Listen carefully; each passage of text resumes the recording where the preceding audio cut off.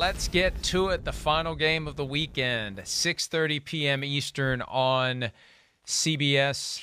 Bills at the Chiefs.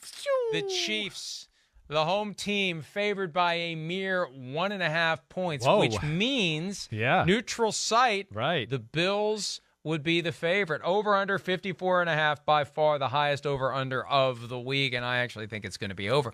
Maybe one of my best bets will be the over in Bills-Chiefs, because I think 54.5 is a little low. That's a little low. That's a little low. That's a little low, and then I don't have to commit. I like that. I don't have to commit. Regardless, we'll figure out the best bets later. For now, let's do Chiefs have the ball, Bills on defense. What do you got? Well, I just think, again, this is a weird one here where, and I said it a little last week. I think we saw it a little, and it didn't have to be necessarily all running game or anything like that. But I think to take advantage of the Bills, and if you want to beat the Bills defense, you have to run the ball a little bit. You have to. You can't think you're going to drop back 45 or 50 times and beat the Buffalo Bills, because I just think they're too crazy with their coverages and things they do. McDermott's got people, and Leslie Frazier, they're dropping out everywhere. So that to me, and again, we've seen the Bills on the defensive side of the ball, the teams they struggle against have all had one thing in common. Whether that was the Titans, the Colts, the Patriots, they were bigger than them up front, and they could run the ball on them and pressure them that way, with that aspect of the game. You saw last week, McKinnon can run the ball. It was 5 yards a carry. They had some cool screens to him too. That to me is going to be a big part of the football game. If you let McDermott and Leslie Frazier just go, it's Kansas City throw show here, and we can drop back and play all these crazy coverages, Kansas City's not going to win. They're not. They have shown that they can get guys in the right spots to stop the every down passing play. It's a good Bills pass rush. It is. I mean, they can rush forward and get after the quarterback, but how good is it going to be against this current Chiefs offensive line? I don't know. That's a big question to me too. Can they get close to Mahomes and company and make him feel uncomfortable that way? It's a great pass protecting offensive line. So that's the thing I come back to more times than not. The last week, the Bills and against the Patriots both times, the last two times they played them and beat them, they played a lot of man-to-man, because they were worried about the run game. And you could get away with that against the Patriots. They have no burners at receiver, so you're okay. I feel good about my corners, Levi Wallace and Teron Johnson playing man-to-man against these guys. But you can't do that this week. I mean, we know that. Playing man-to-man against the Kansas City Chiefs is the ultimate kiss of fucking death. You're going to get burned. It's going to be a bomb show. See you later. So I get into it, and I saw Andy Reid run the ball against McDermott in their first matchup in 2020, and that helped them win at Buffalo. The weather wasn't great. I don't trust Andy Reid to do that, but that to me, again, I don't mean to make it basic or anything like that. I just think there has to be some semblance of that in their game. They can't just think it's going to be the air show with Kelsey and Hill and Mahomes and think they're going to beat the Chiefs this time around. I don't see that happening. Clyde Edwards-Helaire is moving back toward being able to play. He fully participated in practice on Wednesday. Jerick McKinnon was the wild card, the X factor for the Chiefs on Sunday night against the Steelers. But you're right, they are going to have to run the ball, and maybe they're the team. Isn't it weird to think? Yes. Isn't it weird to think that it's in their interests to slow it down? I think it is a little. To take their time, to keep the Bills from getting into the rhythm that they were in on Saturday night against the New England Patriots. I never thought I would say that the Chiefs had it in their best interest to take it easy, but for this game, maybe they do. And that'll be the biggest test for Andy Reid. Can he defy his coaching DNA and try to take it slow, not go over the top, not force it down the field?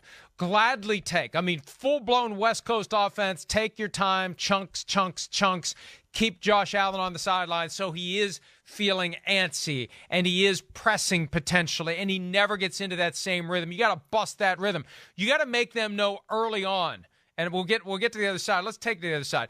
When the Bills have it, I think the one thing you got to do, it can't be easy for them. You've got to make it hard for them early so they understand from the get-go This isn't the wild card round. The planets lined up for you that night. They're all out of whack tonight. So if you can disrupt that early, maybe you have a chance if you're the Chiefs to outscore them. It's crazy, but I mean, I think I agree with you a little bit. Yeah, the patience of the Chiefs is going to be a little bit of a key to this football game. I would agree with you there on the offensive side of the ball. You know, the patience of, okay, fine, I'll run the ball. Okay, fine, I'll check it down. Okay, fine, I'll run a speed sweep with McCole Hardman and Tyreek Hill, see if we can pop something that way. You know, they did that last year and got like a huge gain in the AFC Championship game from McCole Hardman. They ran for over 100 yards in the Bills' defense last year in the AFC Championship game. It just wasn't the traditional way. They had a lot of lanes with the running back, again, around like, you know, over 4 yards a carry in that one. But it's, you know, I don't know. I mean, you're right. It always comes down to that with Andy Reid. I don't know if they're willing to do that, and can Mahomes be patient? Because I'm with you in the fact that, hey, the Chiefs' defense is better. I think this Bills' offense is on fire. They found their mojo down the stretch of the football season, and Allen is on fire.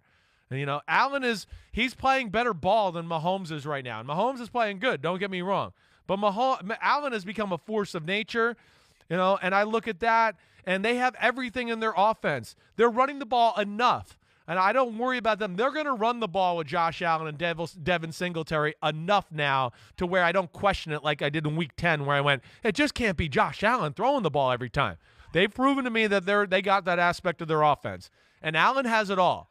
You want to play coverage, he'll pick you apart and be patient. You want to be aggressive, watch the out. It's going to be a laser show. So that's where I get into this.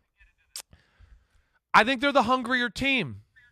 That's what I look at. I think they're hungry. I remember Chris Jones last year before the AFC Championship game. They remind me of our team from a few years ago. Well, you're the Patriots of a few years ago. You know, they're the Chiefs. They're looking to slay you to become the new Kings. I think they're going to slay them. I think this is the week they're going to do it.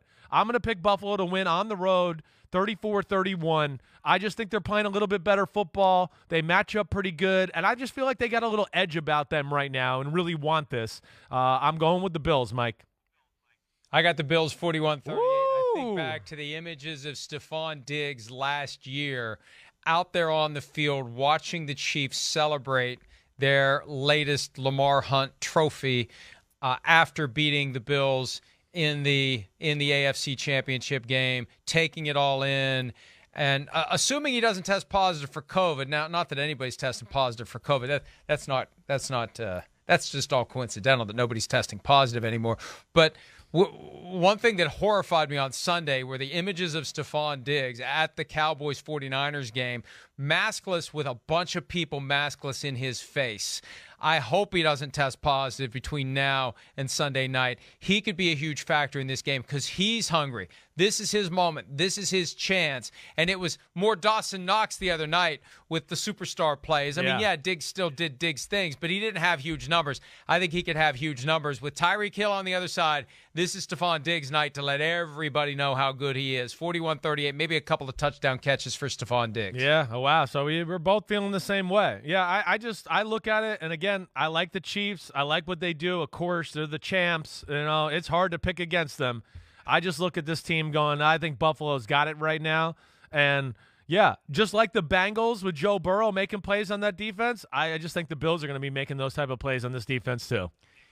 And part of what made the difference for me, and this is where I screwed up last week, I picked the Bills to win the Super Bowl before the season started. What the was I thinking picking the Bills to lose in the wild card round? I picked them to win the Super Bowl. What's wrong with me? I told you, some German woman made your pasta and meatballs last week. Some woman named Heike made your pasta and meatballs. Hi, I'm Mike Tirico, and thanks for watching. Make sure to hit subscribe for the latest news and highlights from NBC Sports.